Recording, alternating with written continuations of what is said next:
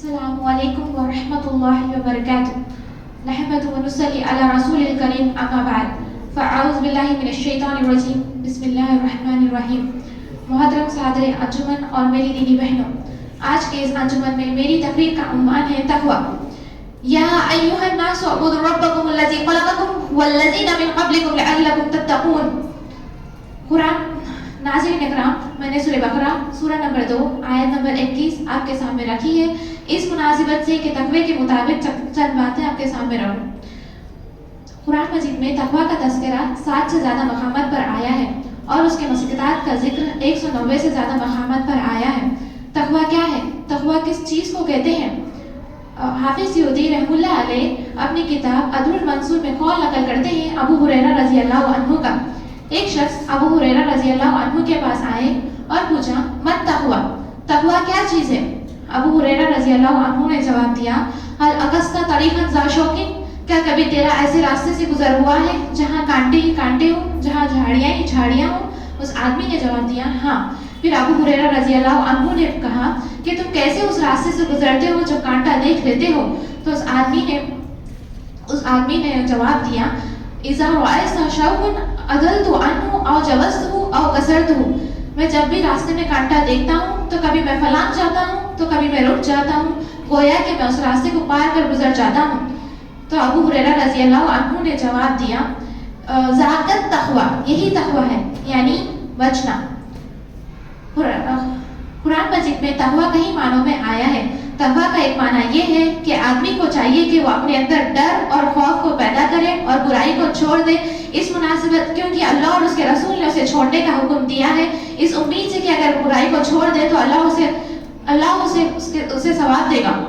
اے ایمان والو، گمان سے زیادہ گمان کرنے سے بچو، یعنی برا گمان کرنے سے بچو، کیونکہ بعض گمان جو ہے گناہ ہے اور توہم میں نہ لگے رہو، بعض کی غیبت نہ کرو. کیا تم میں کا کوئی آدمی اپنے مردار بھائی کا گوشت کھانا پسند کرے گا؟ واتقوا اللہ، اللہ سے ڈرتے رہو، اللہ کا تقوی اختیار کرو، کیونکہ بے شک اللہ توبہ قبول کرنے والا اور رحم کرنے والا ہے. تو کبھی تقوی کا لفظ استعمال ہوا ہے توحید کے معنی میں، یعنی ایک اللہ کو ماننا، اور اللہ تعالیٰ کہتے ہیں میں ان کے دلوں کو تقوی کے لیے آزماتا ہوں. تو کبھی اب سوال یہ پیدا ہوتا ہے کہ تقوی والے کون لوگ ہیں، متقی کون لوگ ہیں، کن کو نیک لوگ کہا جاتا ہے، کون ہے جو نیکی کا کام کرتے ہیں اور برائی کو روکتے ہیں؟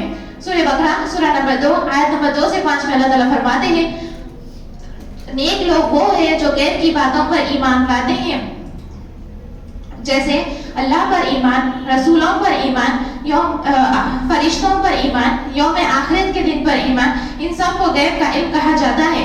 مومن کی پہلی نشانی یہ ہے کہ وہ لوگ غیب پر ایمان لاتا ہے. وہ اقیم الصلاۃ اور نماز قائم کرتے ہیں، اور آگے کہا گیا ہے کہ وہ آت الزکات اور زکات ادا کرتے ہیں. پھر وہ لوگ جن پر کتابیں اتری ہیں آپ سے پہلے اور آپ کے بعد ان تمام کتابوں پر ایمان لاتے ہیں. وبالآخرۃ ہم یوقنون، اور آخرت کے دن پر یقین رکھتے ہیں. اولئک ھدی لربہم واولئک ھم المفلحون، یہی لوگ اللہ کی طرف سے ہدایت پر ہیں اور یہی لوگ کامیاب ہونے والے ہیں. تو تقوی والے کون لوگ ہوئے؟ جو غیب کی باتوں پر ایمان لاتے ہیں اور آخرت کے دن پر یقین رکھتے ہیں. مسلمانوں کا عقیدہ یہ ہے کہ وہاں قیامت کے دن لوگ اللہ کو دیکھ کر تھرتھراتے ہیں، لیکن مسلمان تو وہ ہے جو دنیا ہی میں بغیر اللہ کو دیکھ کر تھرتھراتے ہیں اور کانپتے ہیں. یہ عقیدہ ہے ایمان والوں کا. تو جب تک یہ عقیدہ نہ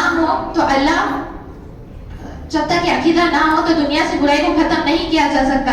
دنیا میں برائی کو ختم کرنے کا ایک ہی طریقہ ہے، وہ ہے آخرت کے دن پر یقین رکھنا.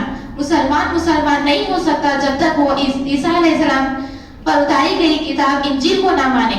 مسلمان نہیں ہو سکتا جب تک وہ موسیٰ علیہ السلام پر اتاری گئی کتاب توریت کو نہ مانے. مسلمان نہیں ہو سکتا جب تک وہ داؤد علیہ السلام پر اتاری گئی کتاب زبور کو نہ مانے. اور مسلمان نہیں ہو سکتا جب تک وہ ابراہیم علیہ السلام پر اتارے گئے صحیفے کو نہ مانے. اس وقت تک مسلمان نہیں ہو سکتا. اور یہ اسلام کی تعلیمات ہے کہ جو ہمیں پچھلے تمام انبیاء کے بارے میں بتاتی ہے، اور یہ قرآن کی دین ہے کہ جو ہمیں پچھلے تمام انبیاء کے بارے میں عمل کرنے کا حکم دیتی ہے. پھر آگے سورہ طلاق کی آیت میں اللہ تعالیٰ فرماتے ہیں وَمَن يَتَّقِ اللَّهَ وَمَن يَتَّقِ اللَّهَ يَجْعَل لَّهُ مَخْرَجًا، جو بھی اللہ کا تقوی اختیار کرتا ہے اللہ اس کے لیے مخرج بنا دیتا ہے، یعنی راستے اختیار کرتا ہے جہاں سے آدمی اپنی زندگی کو آرام سے گزرتا ہوا دیکھتا ہے۔ پھر اللہ تعالیٰ فرماتے ہیں وَيَرْزَقُهُ مِنْ حَيْثُ لَا يَحْتَسِبُ، جو بھی اللہ کا تقوی اختیار کرتا ہے اللہ اس کے لیے وہاں سے روزی اور رزق عطا کرتا ہے، مال اولاد سکون اور چین عطا کرتا ہے جہاں سے وہ کبھی سوچا ہی نہ ہوگا۔ پھر اللہ تعالیٰ رب فرماتا ہے کہ وَمَن يَتَّقِ اللَّهَ يُكَفِّرْ عَنْهُمْ سَيِّئَاتِهِمْ وَيَزِدْهُ لَهُ أَجْرًا، جو بھی اللہ کا تقوی اختیار کرتا ہے اللہ اس کے گناہوں کو معاف کرتا ہے اور اس کے درجات کو بلند کرتا ہے۔ آخر میں دعا کرتی ہوں کہ اللہ تعالیٰ ہم سب کو تقوی اختیار کرنے کی توفیق عطا فرمائے۔ وآخر دعوانا ان الحمد للہ رب العالمین۔ السلام علیکم ورحمۃ اللہ وبرکاتہ۔